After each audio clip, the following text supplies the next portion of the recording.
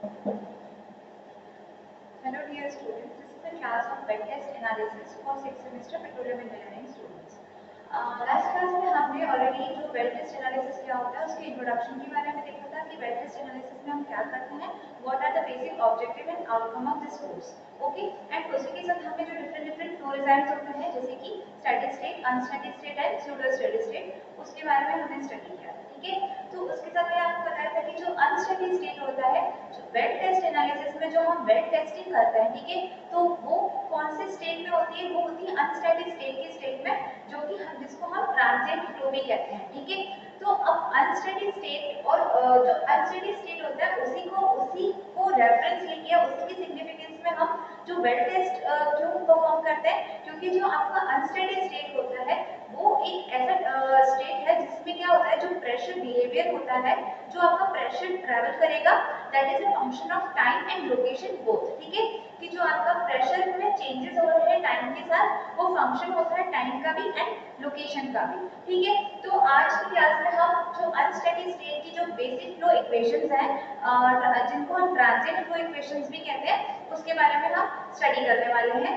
ठीक है, तो अब उसकी इक्वेशन को कैसे डिराइव करना है उससे पहले हमें कुछ बेसिक टर्म्स समझना जरूरी होता है कि उसमें जो प्रेशर बिहेवियर है वो कैसे वर्क करता है. ठीक है, तो फॉर एग्जांपल जैसे कि आप ये डायग्राम देख रहे हो अनस्टेडी स्टेट फ्लो के लिए, जो पहला वाला डायग्राम है, हमने क्या किया है, हमने एक वेल को अज्यूम किया है और जो कि क्या है, जो कि सेंटर में है एक सिलेंड्रिकल रिजर्वायर है. ठीक है, एक सिलेंड्रिकल शेप का रिजर्वायर है जिसकी रेडियस है आर ई. ठीक है, एक सिलेंड्रिकल शेप का रिजर्वायर है जिसकी रेडियस क्या है आर ई, जैसे कि हम ये देख रहे हो. ठीक है, और वेल जो है इस सिलेंड्रिकल शेप के रिजर्वायर की सेंटर में है. ठीक है, तो आपका जो हमने पहला केस माना है उसमें हमने क्या देखा है कि जो वेल है हमारा शट इन है, मींस हम उससे कोई प्रोडक्शन नहीं ले रहे हैं. जो हमारा क्यू है flow rate is 0, well shut in है, कोई प्रोडक्शन नहीं लिया जा रहा है. तो ये जो है इनिशियल स्टेज है. ठीक है, टाइम 0 पे ये इनिशियल स्टेज है जब हम इससे कोई प्रोडक्शन नहीं ले रहे. तो क्या हो रहा है, रिजर्वायर के साथ कोई छेड़छाड़ नहीं की जा रही, मतलब यहाँ से कोई प्रोडक्शन नहीं, तो रिजर्वायर पे कोई इफेक्ट नहीं पड़ेगा. तो हमने माना कि पूरा जो रिजर्वायर है वो होमोजेनियस है एंड उसका जो इनिशियल प्रेशर है रिजर्वायर का थ्रू आउट द रिजर्वायर वो इक्वली होमोजेनियसली वो डिस्ट्रीब्यूटेड है, दैट इज अ पीआई. ठीक है, पीआई जो है इसका pi is initial reservoir pressure at time 0, जहां पे हम जो वेल है हमारा शटिंग कंडीशन में और हम इससे कोई प्रोडक्शन नहीं ले रहे हैं. ठीक है, अब नेक्स्ट केस मानते हैं जब हमने वेल सी को ओपन कर दिया, इससे प्रोडक्शन लेना स्टार्ट कर दिया at a constant flow rate. ठीक है, कांस्टेंट फ्लो रेट पे या कांस्टेंट क्यू पे हमने इससे प्रोडक्शन लेना शुरू कर दिया. तो क्या होता है, जो आपका वेल बिहेव, जो आपका प्रेशर है वो किस तरीके से बिहेव करेगा. अब यहाँ से सेंटर से लेके यहाँ तक रिजर्वायर की बाउंड्री तक थ्रू आउट, पहले जब टाइम 0 था तो through out this reservoir pressure था वो हमारा सेम था, इनिशियल रिजर्वायर प्रेशर जिसको हम डिनोट कर रहे हैं पीआई से. ठीक है, जब हमने इससे वेल से प्रोडक्शन लेना शुरू किया तो क्या होगा कि जो प्रेशर जो हमारा प्रेशर बिहेवियर है, जो प्रेशर डिस्टर्ब हो रहा है रिजर्वायर में, वो ट्रैवल करना शुरू कर देगा. जैसे हमने अब यहाँ से प्रोडक्शन लेना चालू किया तो क्या होगा, एट टाइम t1 ये जो हमारा जो रिजर्वायर प्रेशर है वो r1 डिस्टेंस तक ट्रैवल करेगा. ठीक है, जैसे जैसे हमने टाइम इंक्रीज किया प्रोडक्शन चलता जा रहा है कंटिन्यूअसली, तो ये ट्रैवल करते हुए r2 रेडियस तक ट्रैवल करेगा रिजर्वायर की. ठीक है, तो इस तरीके से इंक्रीज होते होते टाइम के साथ जो इसकी जो प्रेशर की ट्रैवल की जो डिस्टेंस है वो भी इंक्रीज होती जाएगी और ये बाउंड्री की तरफ जाने लगेगा. ये जो है हमारे अभी तक जो रिजर्वायर की बाउंड्री है उसमें प्रेशर क्या है, वो पीआई प्रेशर ही है, यहाँ तक प्रेशर पहुंचा नहीं है. लेकिन टाइम के साथ स्लोली जो है ये हमारे जो डिस्टेंस प्रेशर ट्रैवल करेगा वो क्या होती है, इंक्रीज होते जाती है और रिजर्वायर बाउंड्री तक पहुंचती है.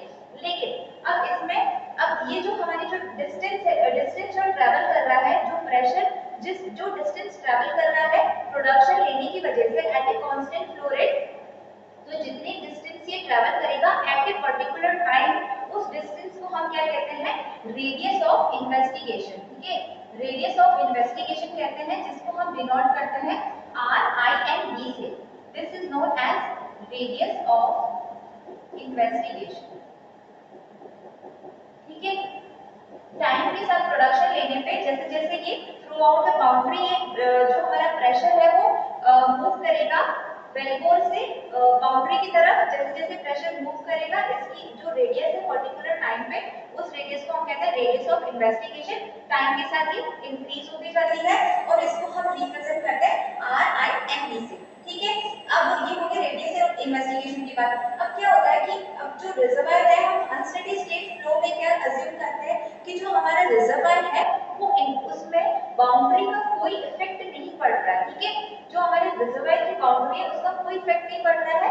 तो हम क्या अज्यूम कर रहे हैं, अगर बाउंड्री का कोई इफेक्ट नहीं कर रहा है तो हम अज्यूम कर रहे हैं कि जो रिजर्वायर है वो इनफाइनाइट एक्टिंग है। ठीक है, अगर बाउंड्री का इफेक्ट नहीं कर रहा है तो जो हमारी जो रिजर्वायर की रेडियस है जिसको हम RE अज्यूम कर रहे हैं that is equals to infinity या RE tends to infinity। ठीक है, जो हमारी रिजर्वायर की रेडियस है that is tends to infinity।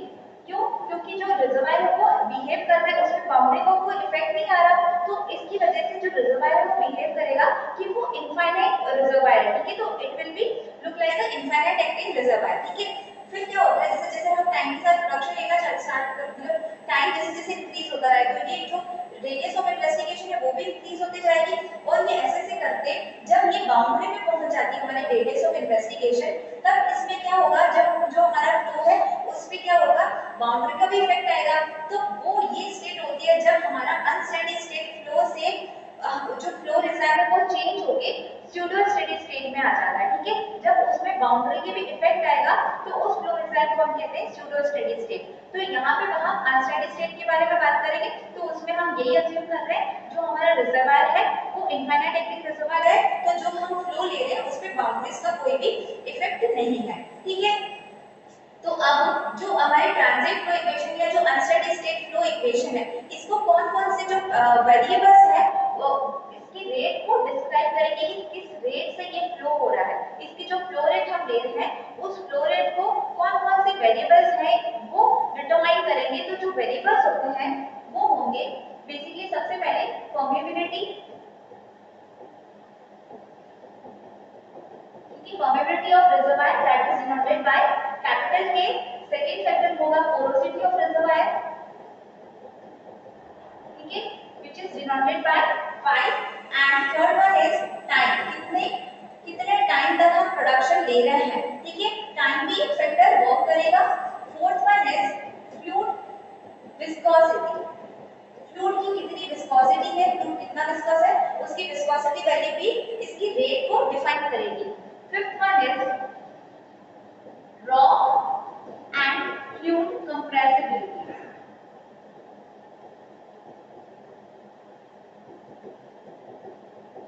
ठीक है, जो रॉ और फ्लूइड की जो कंप्रेसिबिलिटीज है वो भी एक डिसाइडिंग फैक्टर होगी कि कितनी रेट से जो हमारा फ्लूइड है वो ट्रांसपोर्ट होगा। ठीक है, तो ये हो गई अनस्टेडी स्टेट फ्लो की बात कि इसमें कौन-कौन से जो डिसाइडिंग फैक्टर्स होंगे जो ट्रांजिट इक्वेशन की जो रेट है उसको डिसाइड करेंगे।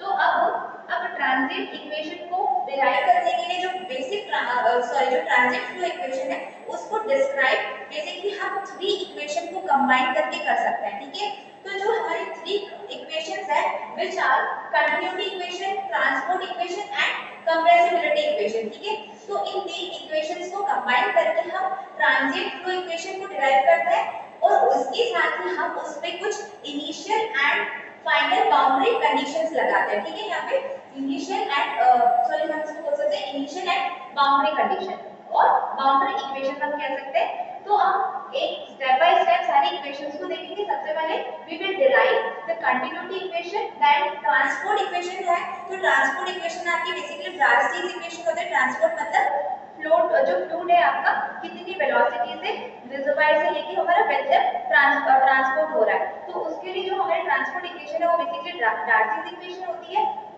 नेक्स्ट आपका कंप्रेसिबिलिटी इक्वेशन, तो आपने कंप्रेसिबिलिटी इक्वेशंस ऑलरेडी रिजर्वायर में पढ़ी होगी। वॉल्यूम के अराउंड मतलब जो हमारा जो फ्लूइड है वो प्रेशर के साथ उसकी वॉल्यूम में किस तरीके से चेंजेस हो रहे हैं, प्रेशर के साथ उसकी डेंसिटी में कैसे चेंजेस हो रहे हैं। ठीक है, तो आपने जो डिफरेंट फ्लूइड की जो कंप्रेसिबिलिटीज है, रॉ की कंप्रेसिबिलिटी, फॉर्मेशन की कंप्रेसिबिलिटी, वो सब कंप्रेसिबिलिटी इक्वेशंस में पढ़ी होगी रिजर्वायर के बारे में। ठीक है, जो आपका फोर्थ वन है initial and boundary condition, final boundary condition हम जनरली बोलते हैं। तो आपकी इनिशियल कंडीशंस मैंने आपको आपको क्या बताई थी कि इनिशियली हमने क्या बोला टाइम t इक्वल्स टू 0 पे जो आपकी इनिशियल कंडीशन है वो क्या है at time t equals to 0, जहां पे हम क्या ले रहे हैं कोई भी प्रोडक्शन नहीं ले रहे हैं, ठीक है, कोई भी प्रोडक्शन नहीं ले रहे हैं, तो क्यों हमारा 0 है, तो थ्रू आउट द रिजर्वायर जो यूनिफॉर्म प्रेशर है वो क्या लगेगा, जो हमारा इनिशियल रिजर्वायर प्रेशर था वो क्या था PI था। तो ये हमारी इनिशियल बाउंड्री कंडीशन है। अगर हम बात करें फाइनल बाउंड्री कंडीशन की,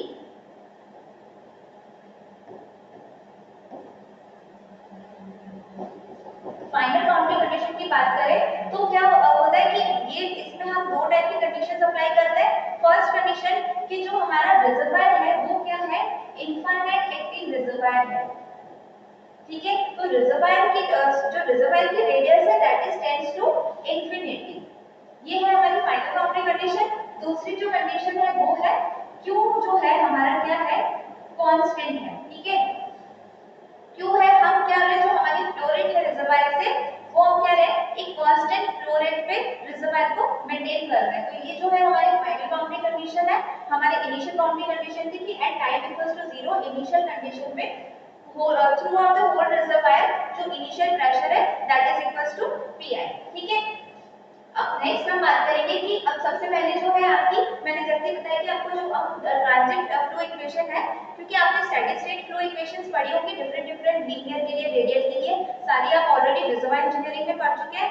यहाँ पे हम अनस्टेडी स्टेट की फ्लो इक्वेशंस के बारे में बात करेंगे। तो जो अनस्टेडी स्टेट की फ्लो इक्वेशंस है वो इन तीनों इक्वेशन को कंबाइन करके बनाती है और फिर उसमें हम इंपोज करते हैं हमारी इनिशियल और फाइनल बाउंड्री कंडीशन को, ठीक है। तो ये जो तीनों इक्वेशंस है उसमें सबसे पहली इक्वेशन है आपकी कंटिन्यूटी इक्वेशन। जो कंटिन्यूटी इक्वेशन होती है वो बेसिकली क्या बताती है मास कंजर्वेशन को बताती है कि कितना, क्योंकि स्टैटिक स्टेट में तो क्या हम अज्यूम करते हैं कि जितना मास एक पर्टिकुलर एलिमेंट में एंटर हो रहा है उतना ही मास उसको लीव कर रहा है, ठीक है, जितना मास एंटर हो रहा है उतना ही उसको लीव कर रहा है, वहां पे कुछ अक्यूमुलेशन नहीं हो रहा है, दोनों की रेट को सेम माना जाता है। लेकिन आपका जो अनस्टेडी स्टेट है उसमें इसके अलग क्या होता है कि जितना मास एंटर कर रहा है माइनस जितना मास उसको लीव कर रहा है पर्टिकुलर सेगमेंट को, तो वहां पे क्या होगा एक मास का अक्यूमुलेशन भी क्रिएट होगा, क्योंकि दोनों की जो रेट है वो दोनों की रेट डिफरेंट है। इसलिए इसमें क्योंकि जो आपकी स्टैटिक स्टेट में थी, स्टैटिक स्टेट में हम बेसिक सिर्फ आपकी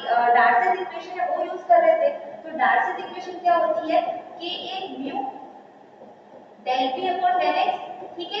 तो इसमें जो आपकी वेरिएबल्स क्या थे परमेबिलिटी थी, क्रॉस सेक्शनल एरिया था, ठीक है, एंड विस्कोसिटी ऑफ फ्लूइड था, ठीक है। लेकिन अब इसी में हम जो ट्रांजिट इक्वेशन फ्लो इक्वेशन से उसमें हम क्या क्या कंबाइन हो रहा है कि जितना मास उसमें एंटर हो रहा है माइनस जितना मास उसको लीव कर, हम नहीं कह रहे कि दोनों की जो रेट है वो इक्वल है, क्योंकि स्टडी स्टेट में तो दोनों की रेट इक्वल मानी जा रही है। तो जब दोनों की रेट इक्वल नहीं है, कुछ मास एंटर हो रहा है और उसमें से कुछ ही निकल रहा है, तो कुछ मास का वहां पे कंजर्वेशन हो रहा है या अक्यूमुलेशन हो रहा है, ठीक है। तो उसी को डिटरमाइन करने के लिए इसमें स्टडी स्टेट के अलोंग कौन से जो डिफरेंट फैक्टर्स आए हैं वो क्या क्या आया है, एक तो पोरोसिटी आया है, ठीक है, सेकंड आया है time and third one is fluid and rock compression, ठीक है। ये जो फैक्टर्स हैं वो हमारे ट्रांजिट फ्लो इक्वेशन में ऐड हो जाएंगे। तो अब सबसे पहले हम डेरिवेशन देखेंगे कंटिन्यूटी इक्वेशन का। इन सब इक्वेशंस को फिर कंबाइन करके हम एक फाइनल इक्वेशन डिराइव करेंगे जिसको हम कहते हैं डिफरेंशिएबिलिटी इक्वेशन, ठीक है। तो सबसे पहले let us start with the continuity equation.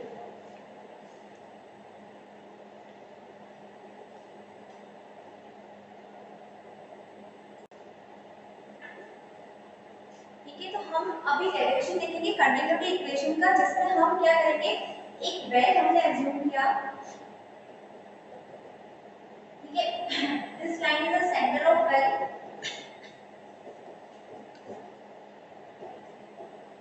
ठीक है, एक रिजर्वायर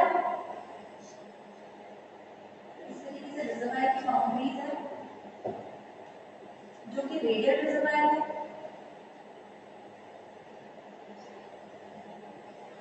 यहाँ की पेज होल की जो हाइट है वो हमने माना that is equals to h, ठीक है, जो पेज होल की हाइट है वो है h, ये जो है हमारा वो क्या है सेंटर ऑफ द वेल, जो वेल का सेंटर है, ठीक है।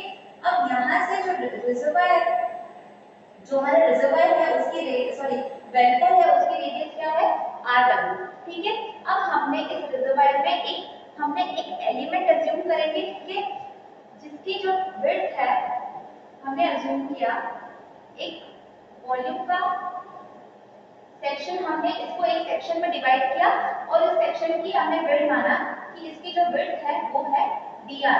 ठीक है, dr विड्थ का एक सेक्शन हमने अज्यूम किया इसमें रिजर्वायर में। ठीक है, तो इसकी जो हाइट है यहाँ से इसकी जो डिस्टेंस है हमने मान लिया r डिस्टेंस पे है। ठीक है, और इसकी जो टोटल हाइट यहाँ तक टोटल हाइट हो गई वो कितनी हो गई r प्लस dr। ठीक है, r प्लस dr इसकी तो यहाँ तक की टोटल डिस्टेंस हो गई। तो अब हम देखेंगे जो मैंने बताया था कि जो कंटिन्यूटी इक्वेशन होती है वो क्या होता है बेसिकली कितना मास इसमें एंटर हुआ माइनस कितना मास इससे बाहर हुआ। तो we will write continuity mass conservation equation है ये। तो mass entering element, mass entering the volume element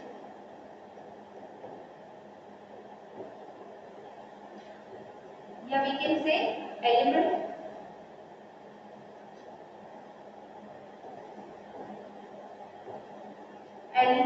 during time interval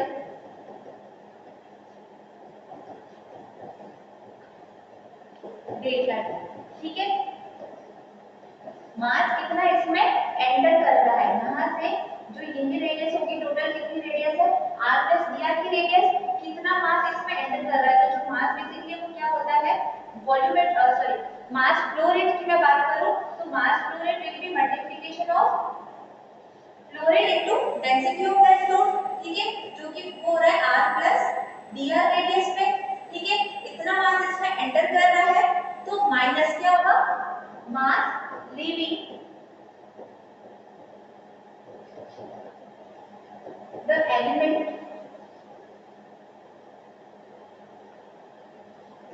during time interval delta t।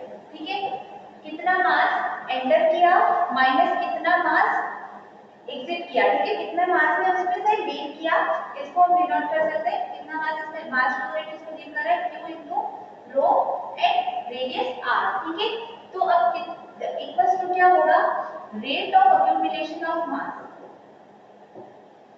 कितना मास इसमें कंजर्व होगा कितना मास उसमें अक्यूमुलेट होगा। ठीक है, इन दोनों का जो माइनस होगा that will be equals to rate of accumulation of mass during time interval या during interval डेल्टा। ठीक है, तो ये बेसिकली हमारी क्या होगी मटेरियल बैलेंस इक्वेशन हो गई।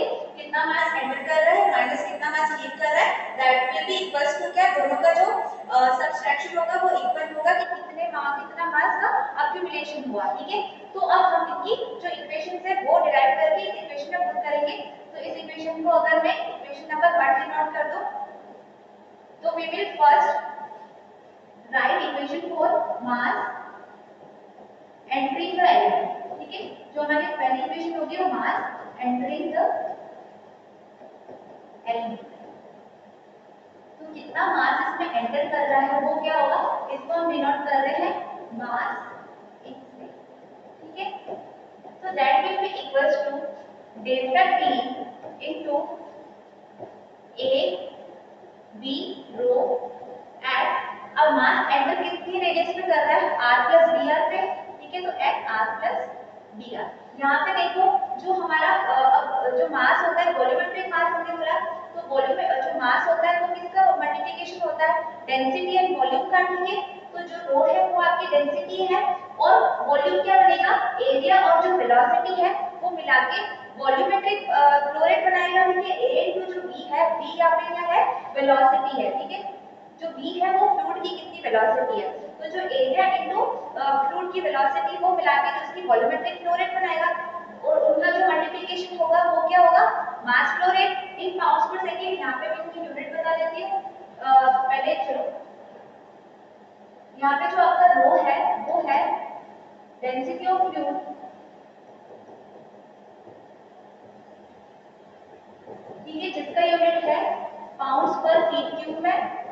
ठीक है, and v is the velocity of fluid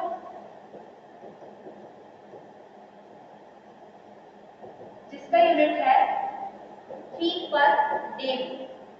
ठीक है, delta T is here time interval, ठीक है, जिसका यूनिट है डे और ए क्या है क्रॉस सेक्शन एरिया जो कि फीट स्क्वायर में है।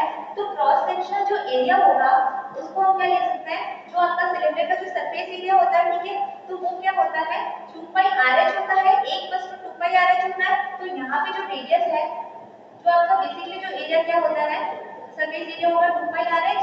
तो यहाँ पे जो रेडियस है, जिस रेडियस पे मास एंटर कर रहा है दैट इज क्या r + dr, ठीक है, तो 2 पाई r + dr h, h हमारा पेंसिल का थिकनेस है, ठीक है।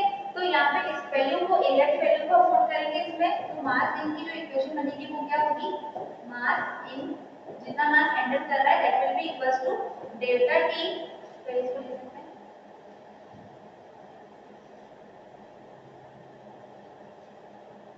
2 pi h r + dr delta T, इसमें इसको पुट किया तो ये क्या बचा v rho r at r + dr, ठीक है। हमने क्या किया, ये जो एरिया है जो सरफेस एरिया होगा इसकी वैल्यू को 2 पाई r + dr इनटू h इस इक्वेशन में हमने पुट किया, तो वी गेट द मास जो एंटर हो रहा है इस इक्वेशन को दिस फॉर्म में, ठीक है।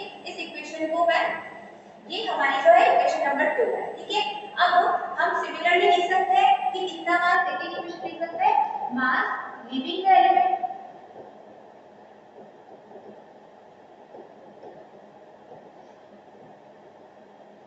ठीक है, मास कितना उस एलिमेंट को किस रेट से लीव कर रही है, ठीक है। तो मास हम लिख सकते हैं mass out, mass in and mass out.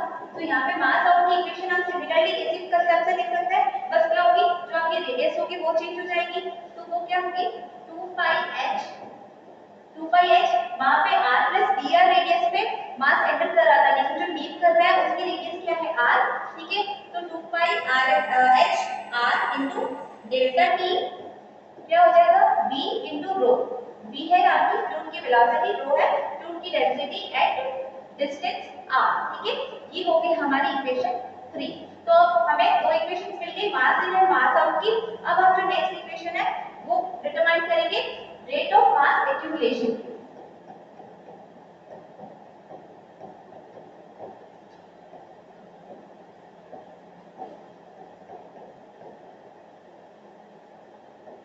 ठीक है, किस रेट से मास एक्यूमुलेट कर रहा है, तो rate of mass accumulation will be, तो जैसे कि आपको पता होगा कि सिलिंड्रिकल जो भी शेप होता है उसका एरिया कितना होता है pi r square into h, pi r square h होता है, ठीक है।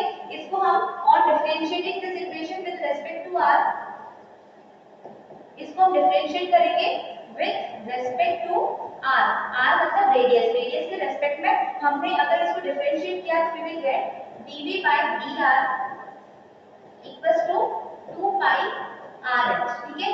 तो हम इस इक्वेशन को लिख सकते हैं dr को इस तरफ शिफ्ट करके dv equals to 2 pi rh into dr, ठीक है। तो ये हमारे पास वॉल्यूम सेगमेंट के लिए आ गई इक्वेशन 2 पाई rh dr। अब हम रेट ऑफ मास एक्यूमुलेशन कैसे लिखेंगे,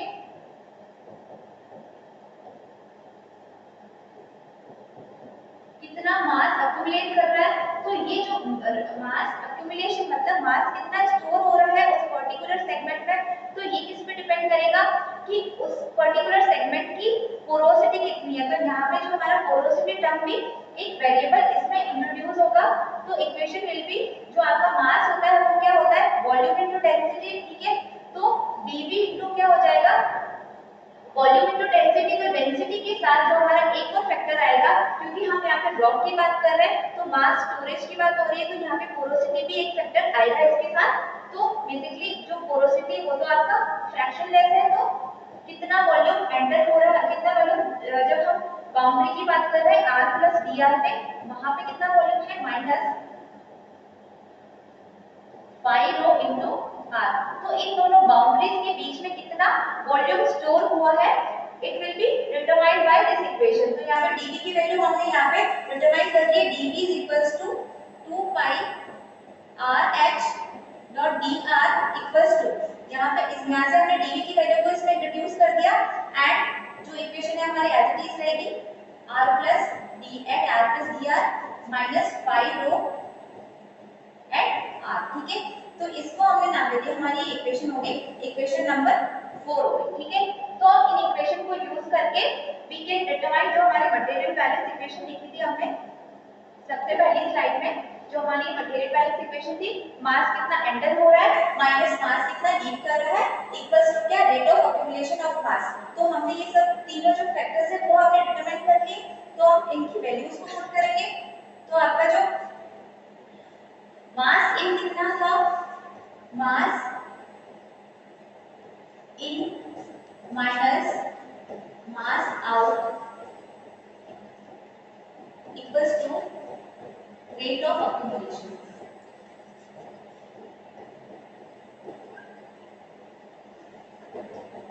ठीक है, तो मास इन के लिए जो हमने इक्वेशन लिखी थी वो क्या थी, 2 pi h r plus dr into delta t, 2 pi h r plus dr into delta t into v rho at r plus d, ठीक है। माइनस जो मास आउट की इक्वेशन थी वो थी 2 pi h r delta t v rho at distance r, ठीक है। अब जो रेट ऑफ एक्यूमुलेशन था वो हमने अभी निकाला, वो क्या था 2 pi rh 2 pi rh dr 2 pi rh dot dr 5 rho at r plus dr minus 5 rho at distance r, ठीक है। ये हमारी इक्वेशन हो गई मटेरियल बैलेंस इक्वेशन, हमने सारी वैल्यूज को इसमें पुट कर दिया। अब इस इक्वेशन को सॉल्व करने पे हम क्या करेंगे, इस इक्वेशन को बोथ साइड्स डिवाइड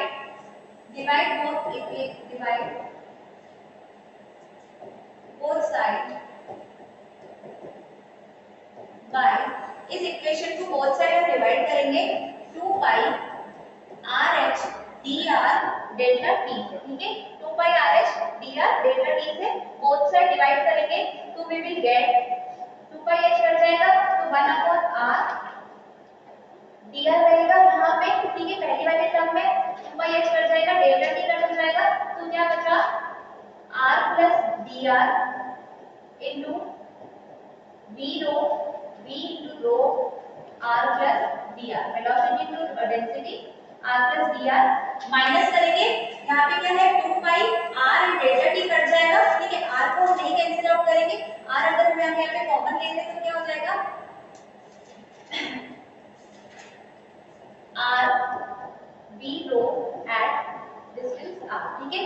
ये हमने क्या किया, इसमें हमने r को कैंसिल आउट नहीं किया है, तो ये जो r था इसके साथ वाला r वो कॉमन आके ये बाहर आ गया, ठीक है। तो ये जो हमारी इक्वेशन थी इस तरीके से बनी, इस वाली इक्वेशन में 2 pi rh dr cancel out हो जाएगा, डेल्टा t रिमेनिंग रहेगा, ठीक है। तो 1 अपॉन डेल्टा t रिमेनिंग रहा, बाकी as it is 5 rho r plus dr minus 5 rho at r, ठीक है। अब ये जो हमारी इक्वेशन है, अब इस इक्वेशन को हम डिफरेंशियल फॉर्म में, डिफरेंशियल की फॉर्म में लिख सकते हैं। तो इस इक्वेशन को हम कैसे लिख सकते हैं, 1 upon r del upon del r, ठीक है। 1 upon r del upon del r, ठीक है।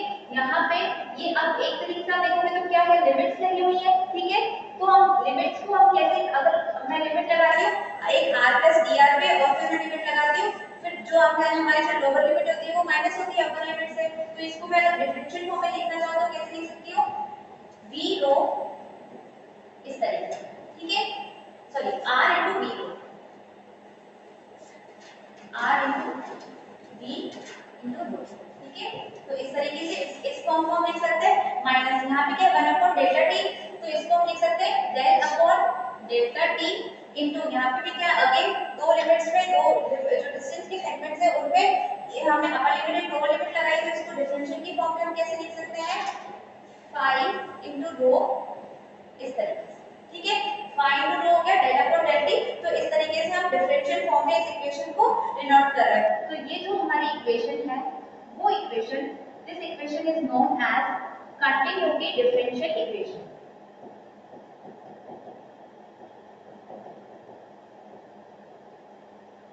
डिफरेंशियल इक्वेशन, ठीक है। तो ये हो गई कंटिन्यूटी डिफरेंशियल इक्वेशन। ये जो पहली इक्वेशन थी जो मैंने बात की थी कि जो तीन इक्वेशन थे तीनों को कंबाइन करके हम जो बेसिक ट्रांजिएंट फ्लो इक्वेशन है उसको हम डिराइव करेंगे। तो ये डेरिवेशन हो गया कंटिन्यूटी फ्लो इक्वेशन का। अब जो नेक्स्ट इक्वेशन थी आपकी वो क्या थी, ट्रांसपोर्ट इक्वेशन। जो ट्रांसपोर्ट इक्वेशन होती है वो क्या थी, डार्सी इक्वेशन होती है basically.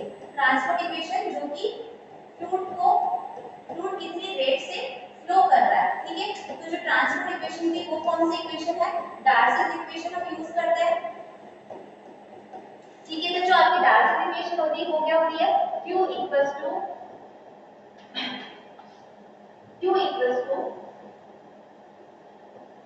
KA upon mu del P upon del R, ठीक है। अगर आप रेडियन की बात करें, ठीक है।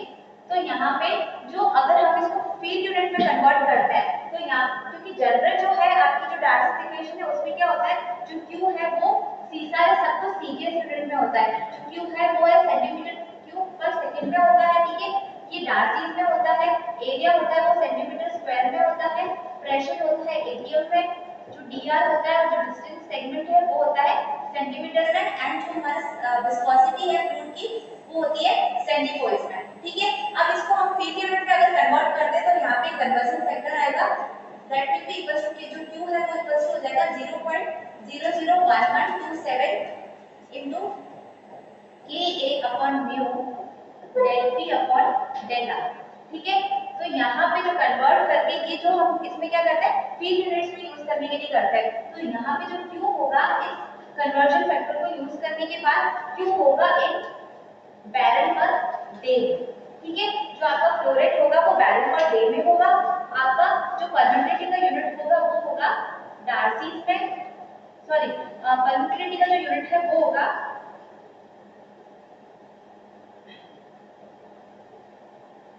परमिटिविटी का यूनिट होगा मिली डार्सी में, ठीक है। जो क्रॉस सेक्शन एरिया होगा वो फीट स्क्वायर में होगा, प्रेशर यहाँ पे पीएसआई में होगा, ठीक है। पीएसआई पाउंड स्क्वायर पर इंच, ठीक है।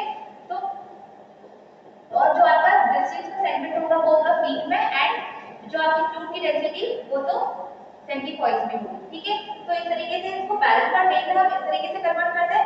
तो अब यहाँ पे जो इक्वेशन कंटिन्यूटी इक्वेशन में को इसके साथ कंबाइन करने के लिए वहां पे ये सब एफपीएस में है, सारा जो डेटा है वो पाउंड फीट इन सेकंड में है, तो इसको भी हमें फीट क्यूब में कन्वर्ट करना पड़ेगा। तो ये जो बैरल है, तो as you know that 1 barrel is equals to 5.615 feet cube, ठीक है।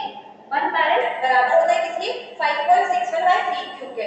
तो हम बोथ साइड अगर 5.615 फीट क्यूब से मल्टीप्लाई कर ले 5.615 into Q, इस तरह से मल्टीप्लाई करें 0.01127 KA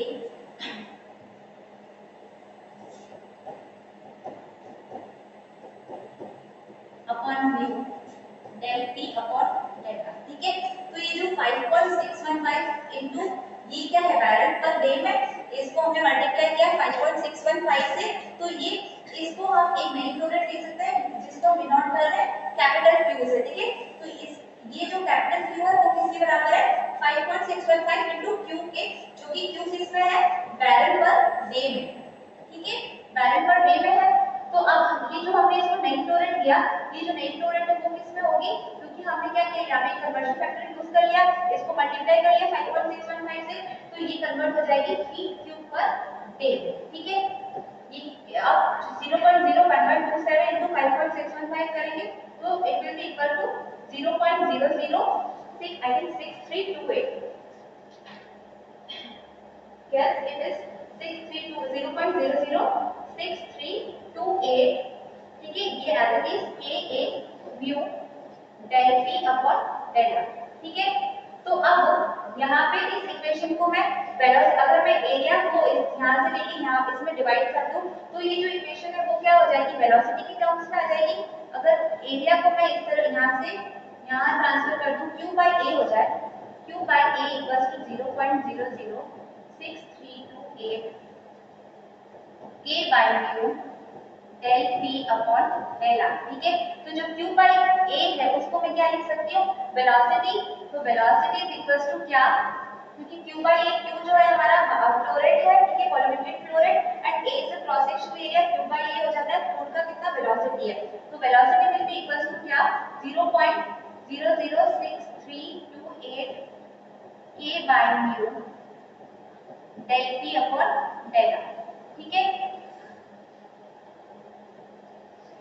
तो ये हो गई हमारी Darcy's equation in terms of velocity. तो डार्सिस इक्वेशन हमने देखी, सबसे पहले हमने कंटिन्यूटी इक्वेशन देखी, अब डार्सिस इक्वेशन।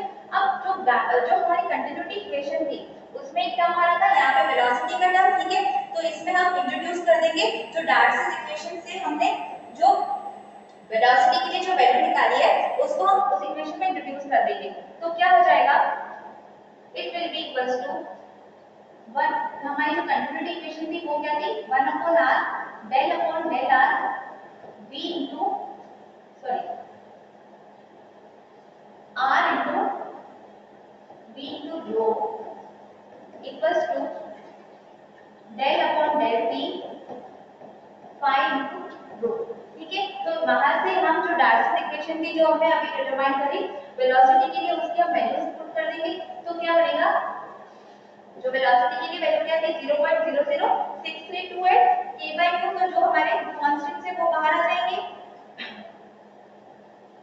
तो क्या रहेगा 0.00632 k बाय म्यू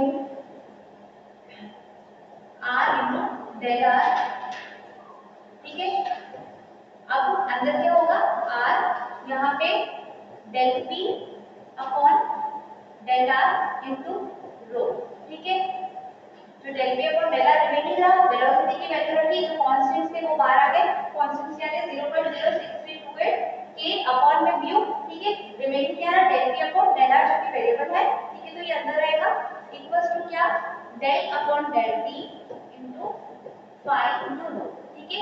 तो जो आपकी जो सेकंड टर्म है del upon del p phi into rho, इसको हम क्या लिख सकते हैं, इस टर्म को हम लिख सकते हैं जो डेल अपॉन डेल p है फाई इनटू रो है, ठीक है। तो यहाँ पे क्या करना है, हमें इसका पार्शियल डिफरेंशिएशन करना है। तो इसको क्या लिख सकते हैं, जो आपकी पहली टर्म है वो एज इट इज रहेगी, दूसरी टर्म का पार्शियल डिफरेंशिएशन तो del rho upon del p हो जाएगा, प्लस जो आपकी पहली टर्म सॉरी जो दूसरी टर्म है वो एज इट इज रहेगी, और पहली टर्म का पार्शियल डिफरेंशिएशन तो वो क्या हो जाएगा del phi upon del p, ठीक है। तो ये इसको इस टर्म को हम इस तरीके से ब्रेक कर सकते हैं इसका पार्शियल डिफरेंशिएशन करके, ठीक है। तो नेक्स्ट टर्म का क्या हो गया, अब जो एज यू नो दैट कि आपकी जो फॉर्मेशन की कंप्रेसिबिलिटी होती है, अब मैंने आपको बताया था कि फॉर्मेशन की कंप्रेसिबिलिटी भी हमें इस इक्वेशन में इंट्रोड्यूस करनी है। तो जो फॉर्मेशन की कंप्रेसिबिलिटी होती है दैट इज इक्वल्स टू क्या, जिसको हम डिनोट करते हैं CF से। तो आपकी जो फॉर्मेशन की कंप्रेसिबिलिटी होती है 1/5 del phi upon del p के इक्वल, ठीक है। जो आपकी फॉर्मेशन की सॉरी डेल p प्रेशर के साथ जो पोरोसिटी किस तरीके से बिहेव करेगी, प्रेशर कम होने पे पोरोसिटी कैसे बिहेव करेगी, ज्यादा होने पे कैसे बिहेव करेगी, तो वो आपका डिपेंड करता है फॉर्मेशन की कंप्रेसिबिलिटी पे। तो फॉर्मेशन की कंप्रेसिबिलिटी को हम CF से डिनोट करते हैं, और ये इक्वल होता है 1/5 del phi upon del p के, ठीक है। तो यहाँ पे डेल हम क्या लिख सकते हैं, del phi upon del p को हम क्या लिख सकते हैं, del phi upon del p into del t upon del phi sorry del p, ठीक है। इस तरीके से हम del phi upon del p को ब्रेक कर सकते हैं, del phi upon del t into del t upon del phi, ठीक है। तो यहाँ पे इस वैल्यू से आप देखोगे जो del phi upon del p है, ठीक है, डेल फाई यहाँ से del phi upon del p की वैल्यू क्या हो गई फाई इनटू CF, ठीक है। जो del phi upon del p था उसकी वैल्यू हो गई फाई इनटू CF। तो यहाँ से हम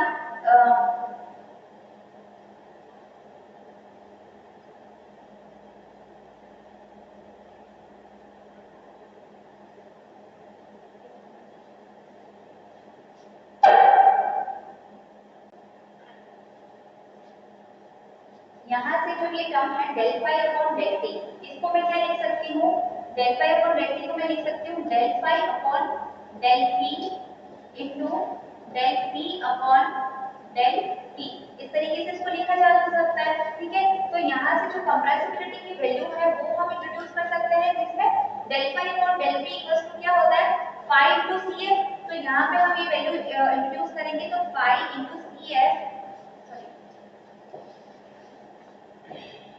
phi cf इंटू क्या हो जाएगा del p upon del t हो जाएगा, ठीक है। तो यहाँ से जो del phi upon del t की वैल्यू यहाँ पे क्या है, del phi upon del t की वैल्यू हम रख सकते हैं phi cf into del p upon del t। तो जो हमारी फाइनल इक्वेशन होगी वो क्या हो जाएगी, del अपॉन del p या del अपॉन del p। यहाँ से जो हमारी इक्वेशन थी वो क्या थी, del अपॉन del p। यहाँ से ये वैल्यू हम यहाँ पुट करेंगे, ठीक है। तो हमारी जो इक्वेशन थी 0.006328, इस इक्वेशन को पूरा फिर से लिख देंगे 0.006328 k upon mu r into dr, k upon mu r into dr equals to r del p upon del r into rho, r del p upon del r into rho equals to में क्या था, equals to में यहाँ पे आप देख रहे हैं ये वैल्यू थी del upon del t phi into rho, जिसको हमने इस तरीके से ब्रेक कर दिया इसका पार्शियल डिफरेंशिएशन करके, ठीक है। यहाँ पे इसका पार्शियल डिफरेंशिएशन करके जो आपकी जो टर्म आई है del phi upon del t, तो del phi upon del t को हम लिख सकते हैं phi cf into del p upon del t। तो यहाँ पे हम इंट्रोड्यूस करेंगे del phi upon del t की जगह phi cf into del p upon del t next equation में। तो क्या होगा, phi सबसे पहले आएगा phi del p upon del t, phi del p upon del t plus next क्या था रो del phi upon del t, इसको लिख देते हैं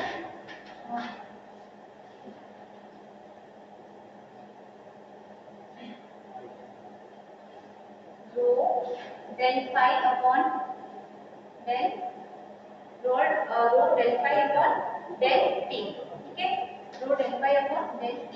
तो यहाँ पे हमने जो del phi upon del t की जो वैल्यू निकाली है उसको हम इंट्रोड्यूस करेंगे phi del p upon del t plus रो del phi upon del t की वैल्यू हमने यहाँ पे डिटरमाइन करी है, जो del phi upon del t equal किसके होता है phi cf del p upon del t के, ठीक है। तो ये हो जाएगा equal phi cf del p upon del t के, ठीक है। इसको इस तरीके से लिखते हैं 0.006328 k r dot dr mu r del p upon del r into rho equals to d। तो यहाँ से हम del p upon del t को कॉमन ले सकते हैं, तो 0.006328 k upon r dot dr mu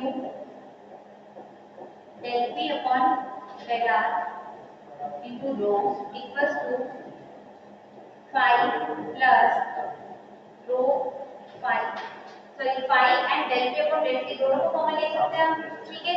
तो कॉमन लिया इसको phi del p upon del t को कॉमन लिया, तो यहाँ पे क्या रिमेनिंग रहा 1 plus rho into cf, ठीक है, 1 plus rho into cf phi del p upon del t। तो ये जो हमारी इक्वेशन है वो क्या है, फाइनल डिफरेंशियल इक्वेशन। इसको हम क्या कहते हैं, डिफरेंशियल इक्वेशन कहते हैं, sorry partial differential equation. This equation is known as partial differential equation, ठीक है। तो इस पार्शियल डिफरेंशियल इक्वेशन पे हम फ्लूइड के अकॉर्डिंग इस पे डेटा लगाएंगे। दो टाइप के आप फ्लूइड लेंगे, एक तो slightly compressible fluid and compressible fluid. तो जो आपका स्लाइटली कंप्रेसिबल फ्लूइड होता है वो बेसिकली ऑयल होता है, ठीक है। तो स्लाइटली कंप्रेसिबल फ्लूइड के लिए हम इसको अब इसके जो नेक्स्ट है इसको डिराइव करेंगे, ठीक है, वो हम नेक्स्ट क्लास में करेंगे।